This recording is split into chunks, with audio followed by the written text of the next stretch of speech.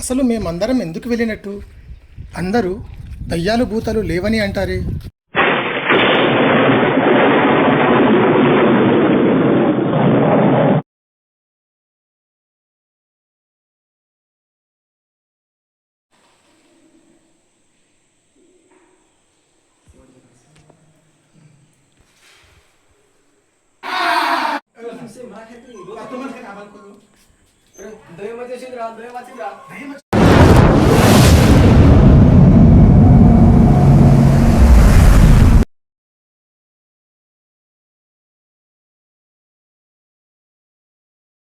రాత్రి అయితే దయ్యాలు భూతాలు తిరుగుతాయిరా, తొందరగా వెళ్ళిపోదాం రా.